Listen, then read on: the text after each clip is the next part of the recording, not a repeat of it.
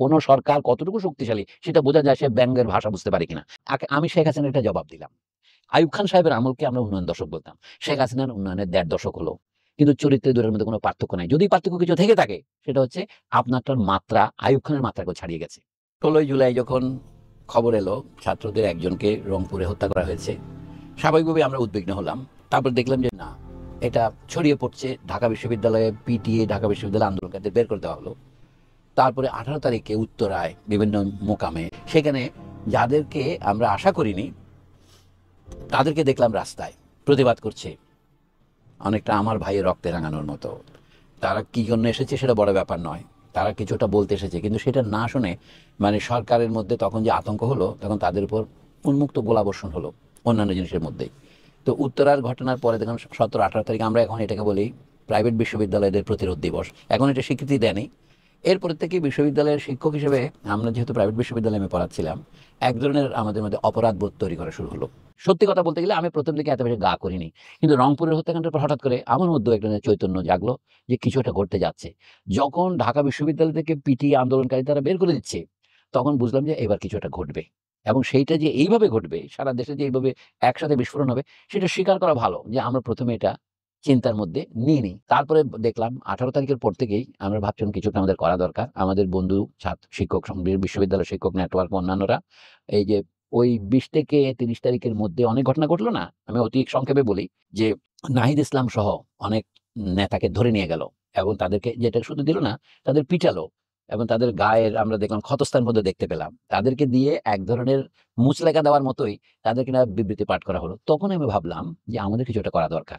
আমাদের বিশ্ববিদ্যালয়ের শিক্ষকদের কয়েকজন প্রতিনিধি গিয়ে তাদেরকে ছাড়িয়ে নিতে গেল। সেই সময় একেবারে শেষের দিকে ৩০ তারিখে আমাদের কিছু কলিগ আমরা একত্রিত হলাম। মানে অনেকটা ফোনে একত্রিত হওয়া আরকি। আমরা তখন বিশ্ববিদ্যালয় যাওয়া বন্ধ করে দিয়েছি। তখন একটা প্রতিবাদ হওয়া দরকার। সিদ্ধান্ত হয়েছিল যে ইউল্যাবের সামনে আমরা একটা মানববন্ধন করব, যেটা শোনা করে, এবং আমরা পারলে একটা মিছিল করব। কিন্তু আমরা যখন সেখানে মানববন্ধন করতে দাঁড়ালাম, যে আমার বক্তৃতা সাধারণত লম্বা হয় আপনি জানেন। সেদিন সংক্ষিপ্ত হওয়ার কারণ ছিল কি, সামনে দেখি ওখান থেকে লাঠিয়াল বাহিনী আমাদেরকে ঘেরাও করছে, আক্রমণ করছে। পুলিশও আছে, পুলিশ তো কিছু করবে না আমরা জানি। তো পিছনে বিশ্ববিদ্যালয়, ওইখানে একটা ঘটনা ঘটেছে, এখন না বললে হয় না। ১৭ই জুলাই ইউল্যাবের সামনে ইউল্যাবের ছাত্রছাত্রীরা প্রায় ২-১ ছাত্রছাত্রী একটা বিক্ষোভ করার জন্য সমবেত হয়েছিল। তাদের উপর লাঠিয়াল বাহিনী, ওইখানকার যে কমিশনার, ওয়ার্ড কমিশনার, যিনি শুনেছি জেনারেল আজিজের ভাইয়ের ছেলে, কমিশনার আসিফ এবং তার অন্যান্য বাহিনী, মানে জেনারেল নানকের বাহিনী বলা হয় এদেরকে। তো তারা আক্রমণ করে আমাদের অন্তত ১৭-১৮ জন ছেলেকে শোয়াইয়ে দিছে। দেখলাম যে বিশ্ববিদ্যালয়ের সর্বোচ্চ কর্তৃপক্ষের নামে ভাইস চ্যান্সেলর এবং প্রশাসন আন্দোলনের বিরুদ্ধে অবস্থান নিয়েছে।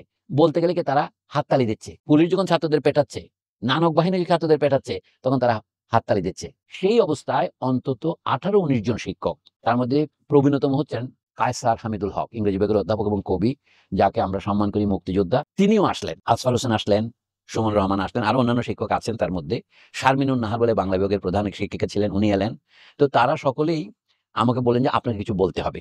তা আমি প্রথমে সুমনকে বললাম বলতে। সুমন ২-৪ মিনিট বলল। তারপরে আসফার হোসেন বলল। আসফার যে স্বাভাবিকভাবে কবি মানুষ, তিনি একটা বিরাট মহাপ্লাবনের কবিতা পাঠ করলেন। তারপরে আমাকে বলে কিছু বলেন। ওইজন্য আমি যখন বক্তৃতা দিচ্ছিলাম, তখন পিছন থেকে আমার কর্তা টেনে ধরছে কয়েকজন, মানে বক্তৃতা শেষ করেন। মূল গেট কিন্তু বন্ধ। আমরা পকেট গেট দিয়ে ভিতরে ঢুকে গেলাম। আমাদের আগে প্ল্যান ছিল একটা আমরা মিছিল করব। কিন্তু ওই মারের ভয়ে সকলে পিছনে চলে আসলো। তো ওরা মনে হচ্ছিল ওরা বোধহয় ভিতরে আক্রমণ করবে। যখন আমি বক্তৃতা দিতে দাঁড়ালাম, তখন যে ক্যামেরাগুলো কাছে আসতেছে, হঠাৎ করে দেখে এটা ১০০-২০০ লোকের জটলা। এই জটলাই আমাদের রক্ষা করলো একত্রে। যারা আক্রমণ করবে তাদের জটলাকে মেরে আমাদের আক্রমণ করতে হবে। ওরা বাইরে। এবং আরো একটা জিনিস লক্ষ্য করার বিষয়, in tribute to the fascist I must say this, সেটা কি তারা বলে, দেখো যে আমার বক্তৃতা ফ্যাসিস্টরাও শুনতেছে। মানে অর্থাৎ যতক্ষণ আমি বক্তৃতা দিই ততক্ষণ মারবে না, বক্তৃতা শেষ হওয়ার পর মারবে। তারপরে পালিয়ে ভিতরে আসলাম, এই আর কি। মিরপুর ১০ নম্বরে মেট্রো রেলের স্টেশনে যে হামলা হয়েছে, সেটাকে তিনি খুব হাইলাইট করে দেখাচ্ছিলেন। মানুষের মৃত্যু নিয়ে তার কোনো একটা নাই। তো তারা বলেছিল কি, এর আগের দিনে বলেছিল না, তার কালো মানে পট্টি বাঁধার কথা বলছিল, শোক প্রকাশ করছিল। আমরা সেটা প্রত্যাখ্যান করলাম। আমরা সবাই আমরা মাথায় কোনো লাল পট্টি বেঁধেছি, সারা দেশ বেঁধেছে, ফেসবুক লাল হয়েছে ওই দিন ৩১শে জুলাই। তো তাকেই আমরা বুঝলাম, আমি শেখ হাসিনার একটা জবাব দিলাম। শেখ হাসিনার বৈধতার পক্ষে যুক্তি ছিল একটাই, আমি উন্নয়ন করেছি। তারা বলছে কি, তাহলে বাংলাদেশ টেলিভিশন ভবনে কেন আক্রমণ হলো, মিরপুর রেলওয়ে স্টেশনে কেন আক্রমণ হলো? আমি জবাব দিয়েছি, মানুষ আপনি যেটাকে বলছেন উন্নয়নের প্রতীক, মানুষ আপনার উন্নয়নকে প্রত্যাখ্যান করেছে। তো আক্রমণটা সে তো প্রতীকের উপরেই করবে। আইয়ুব খান সাহেবের আমলকে আমরা উন্নয়ন দশক বলতাম। শেখ হাসিনার উন্নয়নের ১.৫ দশক হলো। কিন্তু চরিত্রের দুটোর মধ্যে কোনো পার্থক্য নাই। যদি পার্থক্য কিছু থেকে থাকে সেটা হচ্ছে আপনারটার মাত্রা আইয়ুব খানের মাত্রাকেও ছাড়িয়ে গেছে। আরেকটা কথা আমি বললাম যে আপনি নিজে তো রাজাকার। আপনি তো রাজাকার দ্বারা পরিবৃত হয়ে আছেন। কিন্তু আপনি ছাত্রদেরকে রাজাকার বলছেন। আপনার লোকেরা বলছে, ছাত্ররা তো স্লোগান দিয়েছিল, তুমি কি আমি কে রাজাকার রাজাকার। এটা যে ব্যঙ্গাত্মক স্লোগান, যে কোন সরকার কতটুকু শক্তিশালী সেটা বোঝা যায় সে ব্যঙ্গের ভাষা বুঝতে পারে কিনা। যে ব্যঙ্গকে ভয় পায়, মানে বোঝা যাচ্ছে তার মধ্যে কোনো কবিত্বের বোধ নাই। কবিত্বের বোধ নাই মানে সে মৃত। তো তোমার তো ক্ষমতা থেকে চলে যাওয়া উচিত, তোমার বৈধত্ব শেষ। দ্বিতীয়ত তার বলছিল কে বলেছে স্বৈরাচার স্বৈরাচার, এটা তো আপনি উদ্ধৃত করলেন না। মোহাম্মদ জাফর ইকবাল এটা উদ্ধৃত করলেন না। মোহাম্মদ জাফর ইকবালের উক্তি আসলো কি, আমি ওই ঢাকা বিশ্ববিদ্যালয় ক্যাম্পাসে যাবো না, ওখানে বলে ছাত্ররা নিজেদের স্বৈরাচার বলে। এই যে আমি বলে কি রসবোধ শূন্য, রস লেশহীন যে রেজিম, সেই রেজিমের বৈধতা শেষ হয়ে গেছে। আমি আরো একটা বৈধতার কথা বলেছিলাম যে আপনারা এখন প্রতিবাদের জন্য একটা আলোচনা সভা না ডেকে, আপনি নেগোসিয়েশন না করে যে হত্যাকাণ্ড মেতে উঠলেন, তো আপনি হত্যাকারী করতে পারছি। ওরা আপনাকে খোঁজ করবে, ওরা আপনাকে মারবে, তখন আমরা তৈরি হতে হবে। তো আমরা যা করলাম সেটা গোপন কথা নাই বলে যারা আমাদের আশ্রয় দিয়েছিল কিছুটা আশ্রয় থাকলাম। কিন্তু তারপরে এক ফ্যাসিস্ট আমাকে ফোন করলো 1 তারিখ যাওয়ার পর 2 দিন পরে, যে আমরা তোমাকে দেখে নেব। এবং আমি যে বিশ্ববিদ্যালয়ে চাকরি করি তার বোর্ড অফ ট্রাস্টিজের সভাপতির নাম করে সে বললো কি তোমাকে দেখে নেব।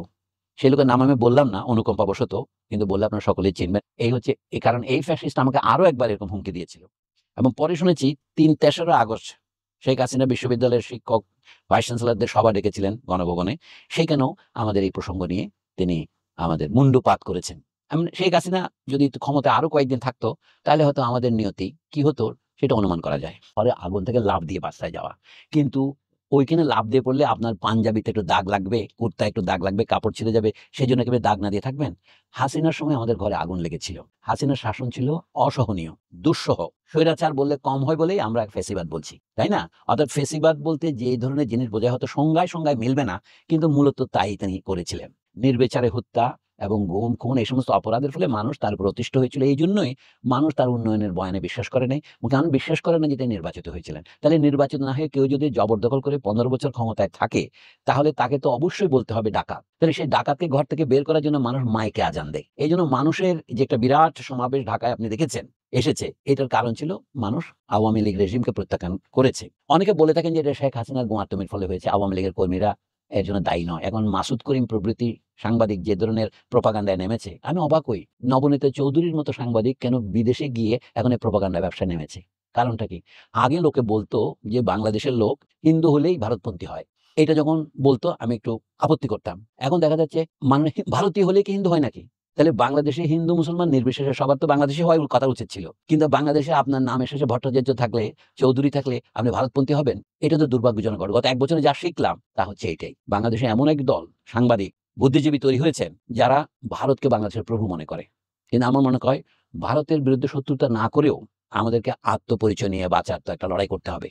এই দেশ যে একটা রাষ্ট্র, একটা সার্বভৌম শক্তি, সেটা আমাদের ভুলিয়ে দেওয়ার চেষ্টা যারা করেছিল, এখন তারা তাদের নিজেদেরকে ক্ষমতাচ্যুত মনে করছে এবং তারা ফিরে আসার জন্য হেন পথ নেই যা করছে না। এখন জুলাই পথে আমরা কোনো ভুল করি নাই। এবং আজকের তরুণেরা যে বাংলাদেশে এই আন্দোলনে এসছেন, তারা আহমদ সোবহান বাংলাদেশের রাজনৈতিক জটিলতা বা বেহাত বিপ্লব 1971 প্রভৃতি লেখা দেখেন, তাহলে দেখবেন যে তিনি বলেছিলেন বাংলাদেশকে সম্মানের সাথে যদি বাঁচতে হয় তাহলে বাংলাদেশকে নিজের পায়ে দাঁড়াতে হবে এবং তাকে একটা নৈতিক নেতৃত্ব তৈরি করতে হবে, যাতে ভারতের পূর্বাঞ্চলের এবং সমগ্র দক্ষিণ এশিয়ার নির্যাতিত জাতিসত্তাগুলো আবার তাদের আত্মরক্ষার প্রেরণা, আত্মবিকাশের মূলধন খুঁজে পাবে। তো সেই জন্য আমি মনে করি আহমদ সোবহান হচ্ছেন আমাদের গত 50 বছরের সবচেয়ে বড় দার্শনিক, যিনি এই জাতির জন্মের বেদনা দেখেছেন এবং এই জাতির ভবিষ্যৎ বিকাশের সম্ভাবনা দেখেছেন। একটা কথা আমার মনে পড়ে, বুদ্ধিবৃত্তির নতুন বিন্যাস বইয়ের গোড়াতে তিনি লিখেছেন, সৎ সাহসকে অনেকে জ্যাঠামি মনে করে থাকেন, কিন্তু আমি মনে করি সৎ সাহস হচ্ছে অনেক দূরবর্তী সম্ভাবনা দেখতে পারার ক্ষমতা। আহমদ সোবহান সেই ক্ষমতা ছিল। আমি মনে করি জুলাই থেকে আমাদের ছেলে মেয়েরা এটাই প্রমাণ করেছে যে আমাদের দেশের মালিক আমরাই।